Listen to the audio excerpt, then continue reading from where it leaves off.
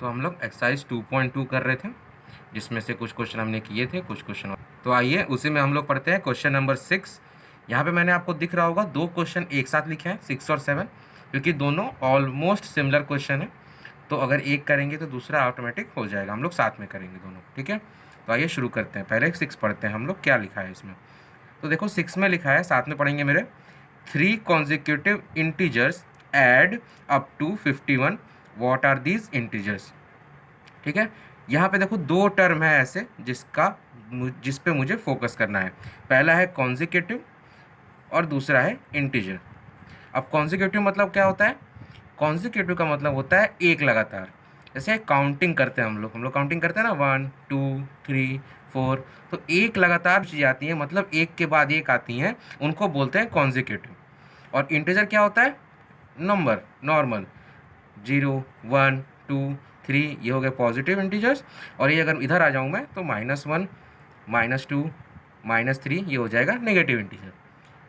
तो क्वेश्चन क्या कह रहा है कि हम लोगों के पास 3 ऐसे इंटीजर हैं जो लगातार आते हैं, मतलब एक के बाद एक ही आएंगे।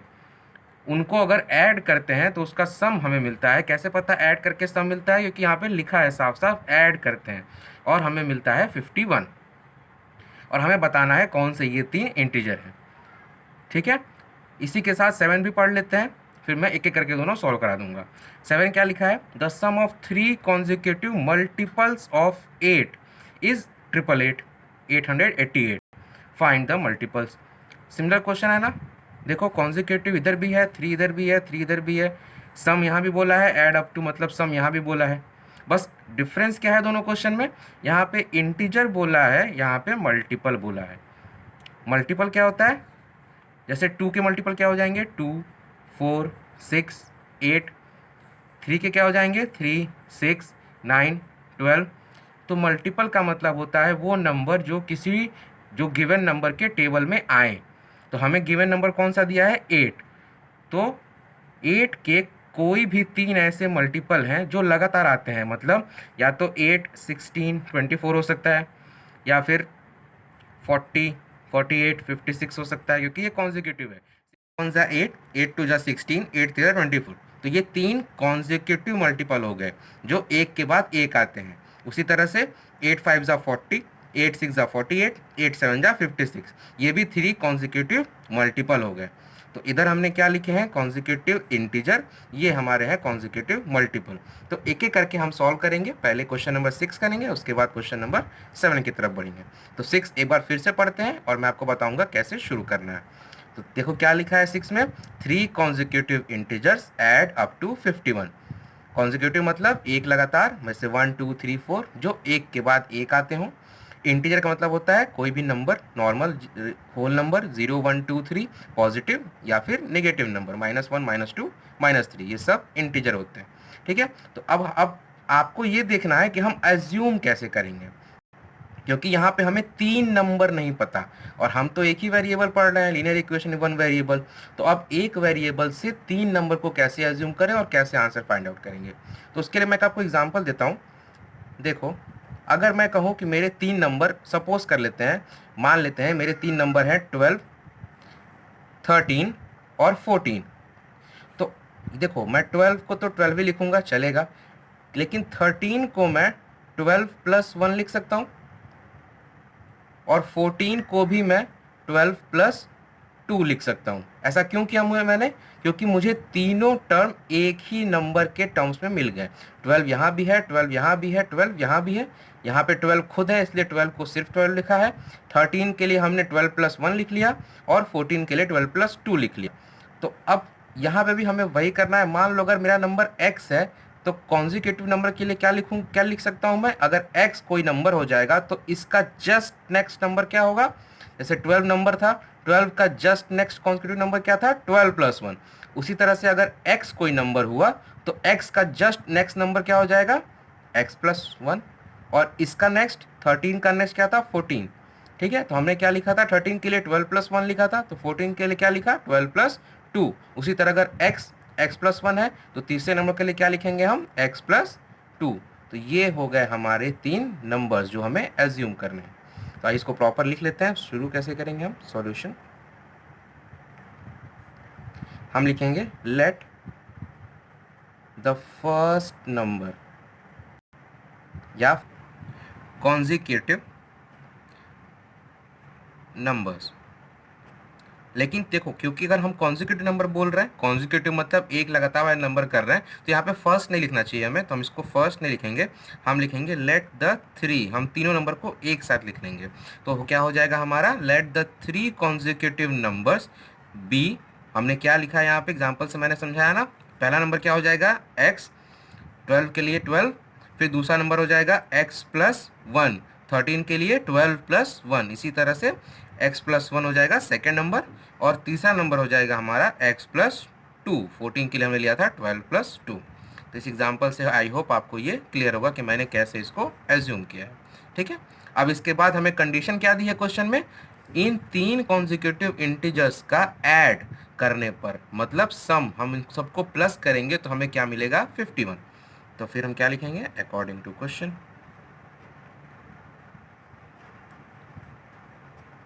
क्वेश्चन ने क्या बोला है हमें कि इन तीनों को ऐड करो, तो पहला नंबर प्लस दूसरा नंबर प्लस तीसरा नंबर, इन तीनों को ऐड करने पे हमें सम क्या मिल रहा है, 51। ये 51 कहाँ से आया, क्वेश्चन ने कहा था ऐड अप टू 51, जब तीनों को ऐड करेंगे तो 51 मिलेगा। तो हमने तीन नंबर जो हमने एज्यूम किए थे, हमने उनको ऐड कर लिया। अब आइए सॉल्व करते हैं, ब्रैकेट हटाएंगे, तो क्योंकि बाहर प्लस का साइन है तो कोई फर्क पड़ेगा नहीं अंदर, तो x प्लस ये सेम आ जाएगा, x प्लस वन ये भी सेम आ जाएगा, plus x plus two equal to 51। अब देखिए x के बगल में कोई नंबर नहीं है, तो हम क्या समझते हैं, 1x। तो यहाँ भी x के बगल में कोई नंबर नहीं है, ये भी होगा 1x, यहाँ भी कुछ नहीं है तो 1x। तो सब x वाले टर्म को एक साथ ऐड कर लेंगे, यहाँ पे यहाँ 1x है, यहाँ 1x है और यहाँ 1x है, कितने हो गए, 3। तो हम लिखेंगे 3x, और न्यूमेरिक टर्म जो नंबर वाले टर्म है उनको ऐड कर लेंगे, तो ये 1 और ये 2, क्या मिल गया हमें, 3x plus 3 is equal to 51। अब वापस से हमें फिर से वही जो काम हम हर क्वेश्चन में करते आ रहे हैं, वही काम फिर से दोबारा हमें दिख रहा है। यहाँ पे x के साथ एक नंबर मल्टीप्लाई है और एक नंबर प्लस में है, और इक्वल टू के बाद में कोई नंबर है, तो हम क्या करेंगे, पहले मल्टीप्लाई को नहीं भेजेंगे, हम पहले किसको भेजेंगे, प्लस वाले को, मल्टीप्लाई बाद में करते हैं, जैसा हम हर क्वेश्चन में करते आ रहे हैं। सेम क्वेश्चन वैसे ही करेंगे सॉल्व। 3x, ये प्लस 3 इधर जाएगा तो माइनस हो जाएगा, लेकिन जो पहले से नंबर है उसको पहले लिखेंगे, तो ये हो जाएगा 3x इज इक्वल टू 51, पहले से था पहले लिख लिया, और ये प्लस 3 इधर आके हो जाएगा -3।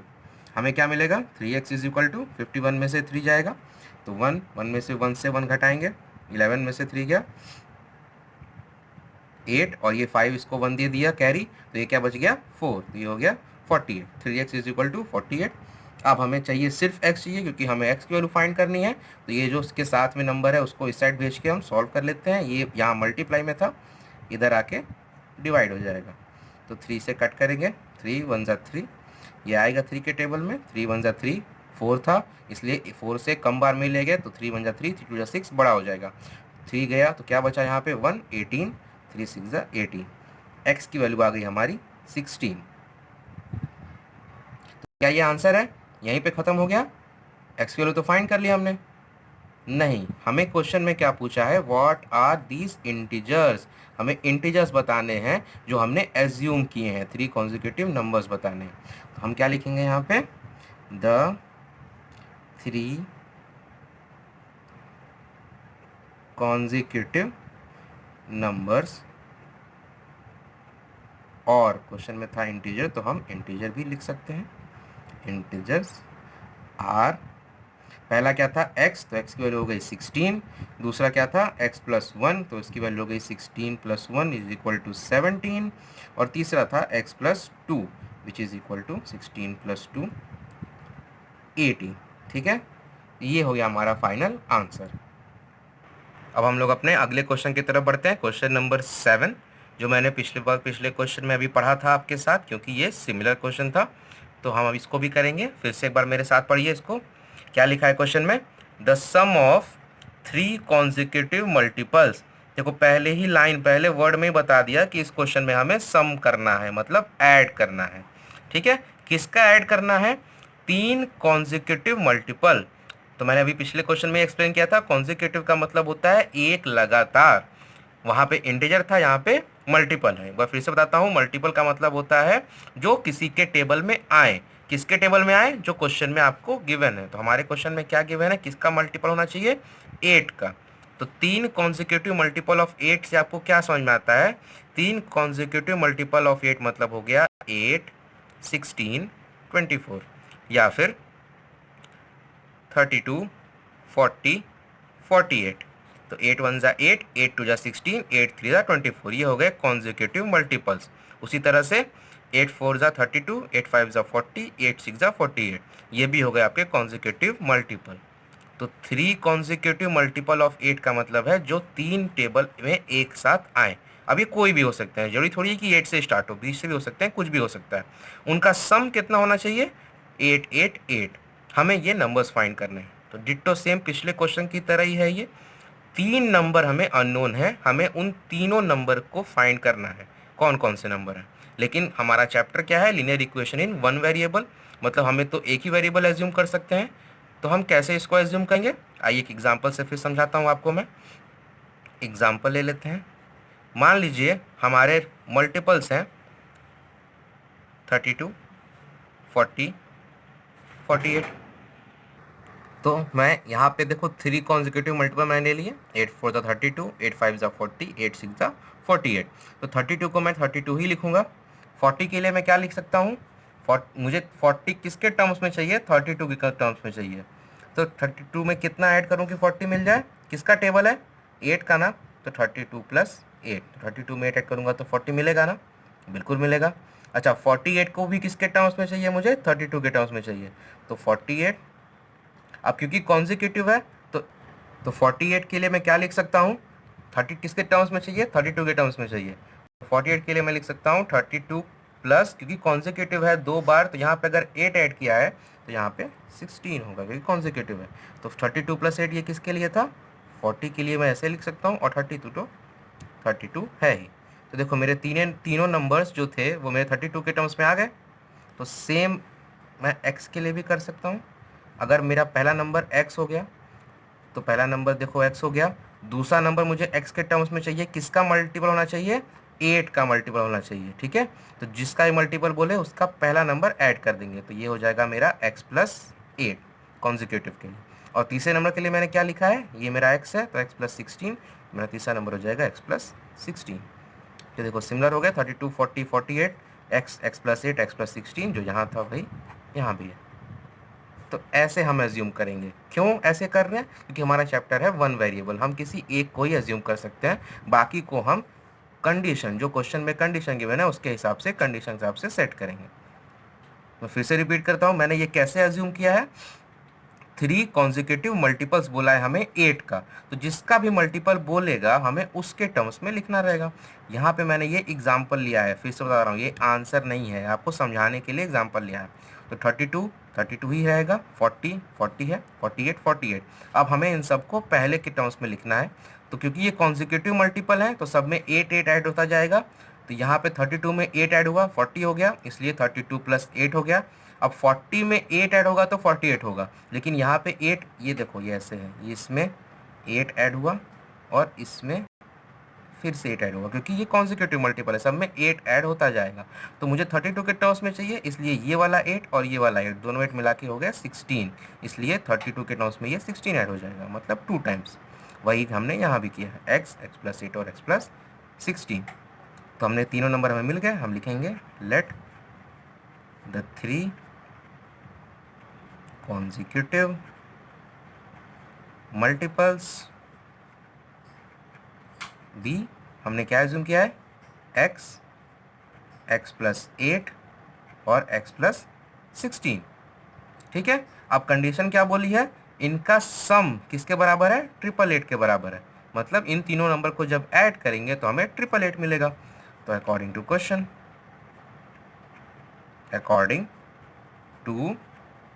क्वेश्चन में जो कंडीशन गिवन है उसके हिसाब से पहला नंबर में हम ऐड करेंगे, दूसरा नंबर में ऐड करेंगे तीसरा नंबर, और इनका सम क्या होगा, 888 हो गया कंडीशन के हिसाब से। आइए इसको सॉल्व कर लेते हैं। x के बाजू में फिर से वही, x के बाजू में कोई नंबर नहीं है तो मतलब होता है 1x, यहाँ भी x बाजू में कोई नंबर नहीं है तो 1x, यहाँ भी 1x। वेरिएबल टर्म को पहले ऐड कर लें, तो ये 1x है, ये भी 1x है और ये भी 1x है, तीनों के आगे प्लस का साइन है, तो मतलब ये ऐड हो जाएगा 1 + 1 + 1 3x।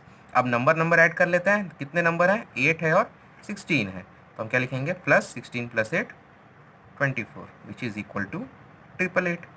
अब फिर से वही काम, x के साथ में 3 मल्टीपल में है और +24 एडिशन में है, तो हम पहले किसको उस साइड भेजेंगे, प्लस को या मल्टीप्लाई को। सारे क्वेश्चन में ऐसे ही करते आ रहे हैं ना, किसको पहले भेजेंगे, पहले प्लस को इधर इधर भेजेंगे, क्योंकि हमें यहाँ पे सिर्फ x चाहिए, लेकिन 3 इसके साथ मल्टीप्लाई में है, तो मल्टीप्लाई वाला टर्म बाद में जाता है, शिफ्ट होता है, पहले प्लस या माइनस शिफ्ट करते हैं। तो हम लिखेंगे 3x, ये 24 इधर आएगा, ये पहले से है इसलिए इसको हम पहले लिखेंगे, और इसमें से ये +24 इस साइड आके बन जाएगा -24। ये क्या है हमारा 3x, वो 3x ही रहेगा, वंस प्लेस से वंस प्लेस, 8 में से 4 गया 4, टेंस प्लेस से टेंस प्लेस, 8 में से 2 गया 6, और वंस 100 प्लेस से 100, तो यहाँ पे 100 कुछ है ही नहीं, तो ये 8 ही रहेगा। ठीक है, ये हमें मिल गया। अब ये x के साथ मल्टीप्लाई में कोई साइन नहीं, मतलब मल्टीप्लाई होता है, तो मल्टीप्लाई इस साइड आके बन जाता है डिवाइड, 864/3। आइए इसको आपको सॉल्व करके दिखाता हूँ। ये साइड वर्क है, आपको पीछे डिवाइड करना रहेगा, मैं यहाँ पे आपको सामने डिवाइड करके दिखा रहा हूँ। 3 से डिवाइड करना है, 3 का टेबल पढ़ेंगे, पहला नंबर उससे छोटा है, तो 3 × 1 = 3, 3 × 2 = 6, 3 × 3 = 9, 9 इससे बड़ा हो गया तो 2 बार में जाएगा, 3 × 2 = 6, सब्ट्रैक्ट करेंगे, 8 में से 6 गया 2, एक नंबर को कैरी 6 26, 3 × 8 = 24, कैरी 2, फिर 24 के लिए 4 उतरेगा और 3 × 8 = 24, खत्म हो गया। तो हमारे x की वैल्यू क्या आ गई, 288। तो 288 क्या हमारा x की वैल्यू हमें मिल गया, बिल्कुल मिल गया, x की वैल्यू आ गई 288, लेकिन ये हमारा फाइनल आंसर नहीं है। क्यों नहीं है, क्योंकि हमें क्वेश्चन में पूछा है, हमें नंबर्स बताने हैं, हमें वो 3 कॉन्जिक्यूटिव मल्टीपल्स बताने हैं जिनका सम करने पे 888 आए, एक नंबर नहीं बताना हमें। तो हम क्या लिखेंगे, जो हमने एज्यूम किया था, हमने एज्यूम किया था 3 कॉन्जिक्यूटिव मल्टीपल्स को, उन्हीं की वैल्यू में बतानी है। तो हम लिखेंगे the 3 consecutive multiples, 3 consecutive multiples जो हमने एज्यूम किए थे वो हो जाएंगे r। पहला था हमारा x की वैल्यू हो गई 288। दूसरा क्या था हमारा, इसको पहला नहीं लिखते हैं, छोड़िए, यह था हमारा दूसरा नंबर था x + 8, तो वो हो जाएगा 288, जो x की वैल्यू थी, इसमें 8 ऐड करेंगे तो हमें क्या मिलेगा, 296।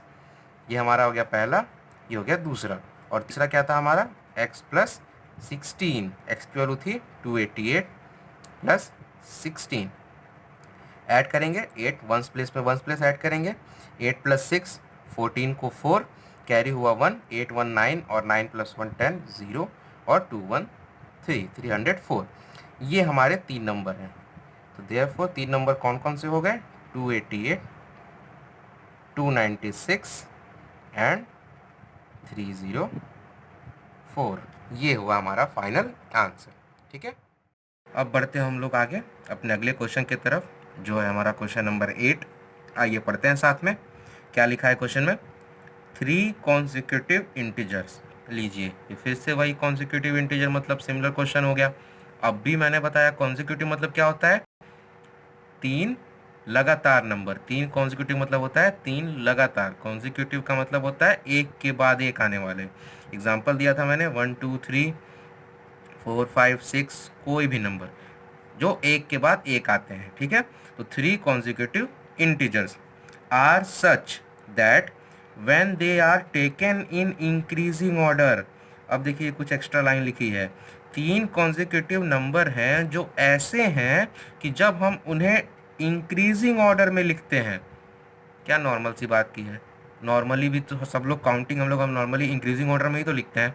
इंक्रीजिंग ऑर्डर क्या होता है, छोटे से बड़े की तरफ बढ़ना, इंक्रीज मतलब होता है बढ़ना, तो मतलब इंक्रीजिंग ऑर्डर का मतलब होता है छोटा नंबर पहले, उसके बाद बड़ा, उसके बाद उससे बड़ा। तो देखो काउंटिंग भी तो हम लोग ऐसे ही करते हैं ना, पहले 1 लिखा, फिर 2 लिखा, फिर 3 लिखा, पहले 4 लिखा, फिर 5 लिखा, फिर 6 लिखा, तो नॉर्मली भी हम इंक्रीजिंग ऑर्डर में ही लिखते हैं।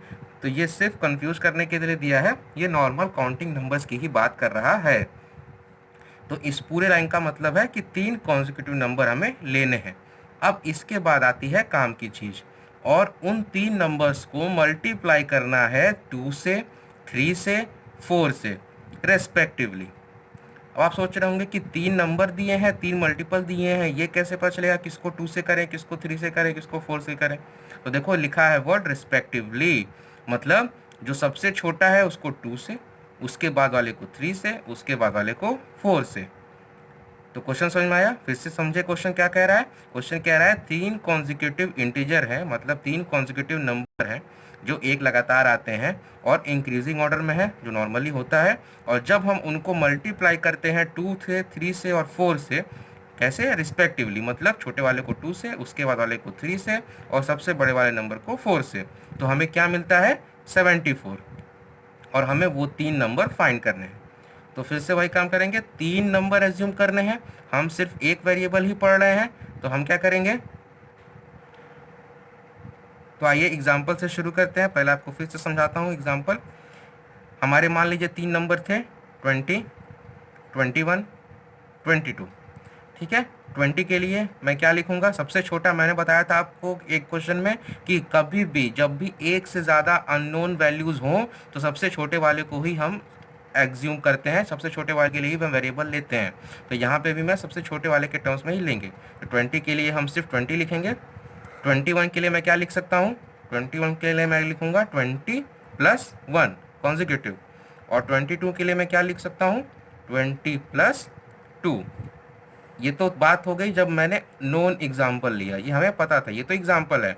हमारे इस क्वेश्चन में हमें क्या है? पता नहीं कौन सा नंबर है, इसलिए हम उसको एक्स एज्यूम करेंगे। अब इसके जस्ट बाद वाला नंबर, क्योंकि कॉन्जिक्यूटिव है, तो इसके जस्ट बाद वाला नंबर क्या हो जाएगा? देखिए 20 के जस्ट बाद क्या आया? 21। तो जस्ट बाद के लिए क्या ऐड करेंगे? +1। तो हमारा x के जस्ट बाद वाला नंबर क्या हो जाएगा? x+1।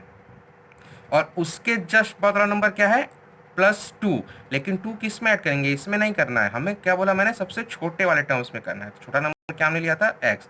तीसरा नंबर क्या हो जाएगा? x+2। 20 की जगह पे यहाँ x, क्योंकि हमें अननोन नहीं पता। तो हमें तीन नंबर्स मिल गए। आइए इसी को हम लिख लेते हैं। हमारा सॉल्यूशन शुरू होगा। Let the 3 consecutive integers be, क्या एज्यूम किया है हमने? x है पहला, दूसरा हो जाएगा x+1 और तीसरा हो जाएगा x+2। ये हमारे तीन कॉन्जिक्यूटिव इंटीजर हो गए। अब यहाँ तक के क्वेश्चन का पार्ट हो गया। देखिए इंक्रीजिंग ऑर्डर में भी है, कैसे पता? यहाँ कुछ ऐड नहीं किया, यहाँ 1 ऐड किया, यहाँ पे 2 ऐड किया, मतलब ये सबसे छोटी हो गई वैल्यू, ये उससे बड़ी हो गई, ये उससे बड़ी हो गई। अब हमें क्या करना है क्वेश्चन के हिसाब से? हमें क्वेश्चन के हिसाब से इनको मल्टीप्लाई करना है 2 से, 3 से और 4 से। और उसके बाद एक वर्ड दिया है रेस्पेक्टिवली। रेस्पेक्टिवली का मतलब होता है जैसे आए हैं जिस सीक्वेंस में, उसी सीक्वेंस में। तो इसकी सीक्वेंस में हमें नंबर्स मिला है, पहले x है, फिर x+1 है, फिर x+2 है।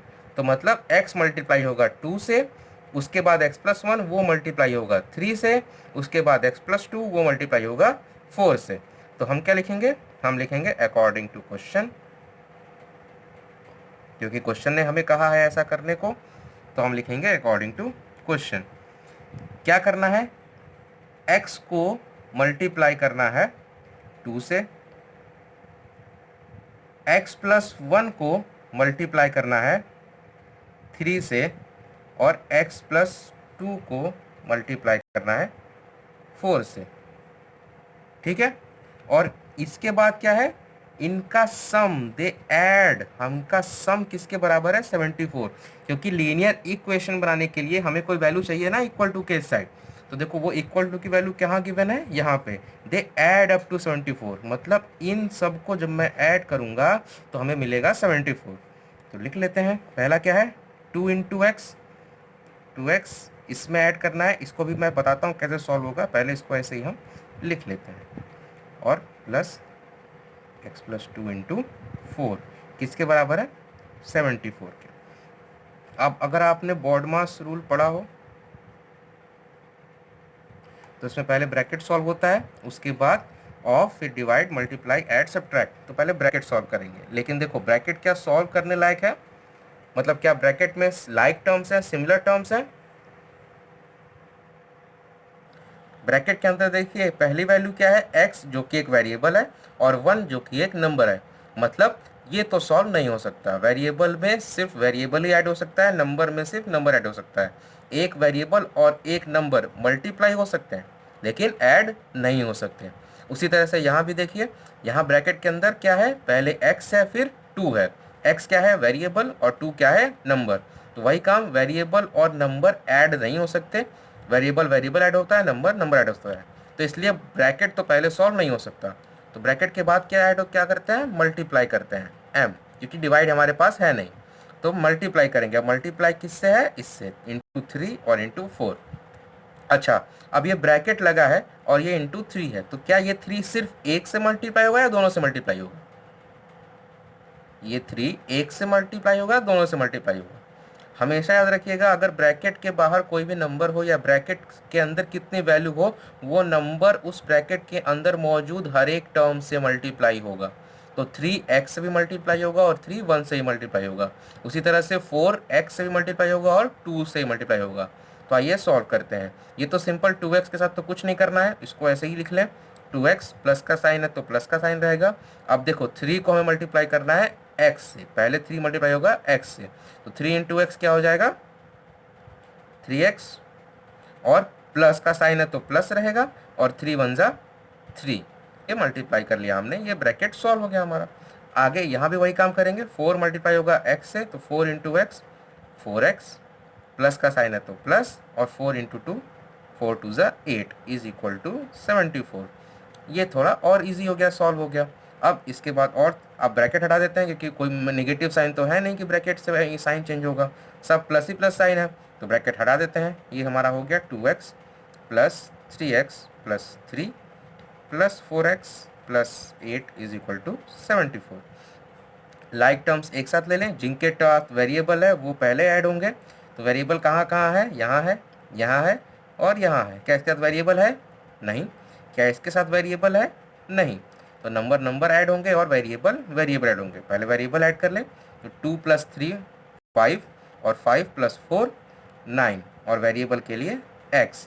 अब बचा क्या, नंबर बचे प्लस 3 और प्लस 8, तो उनको ऐड कर लें, plus 8 plus 3 11 is equal to 74।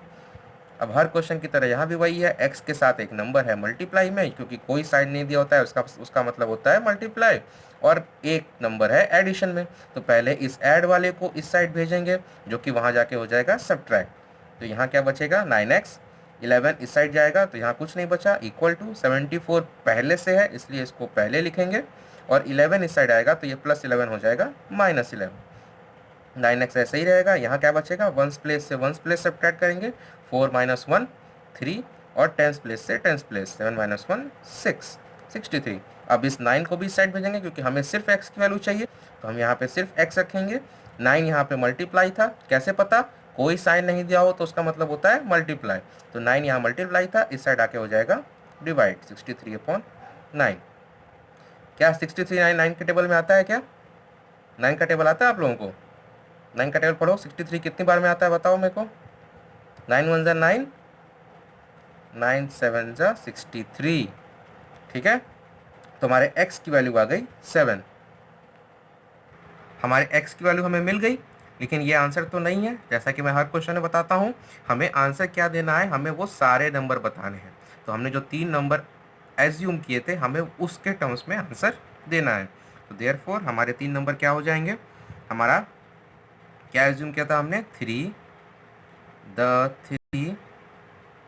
consecutive integers are, पहला है x, तो x की वैल्यू है 7। दूसरा नंबर क्या है, x प्लस 1, इसका क्या मतलब होता है, 7 हमारा x की value plus 1 which is equal to 8। और तीसरा है x प्लस 2, इसका मतलब 7 प्लस 2 इज इक्वल टू 9। तो 3 नंबर कौन कौन से हो गए हमारे, 7 8 और 9। देखो क्या ये एक लगातार है, बिल्कुल है, ये 7 के बाद 8 और ये 9, तो हो गया सॉल्व।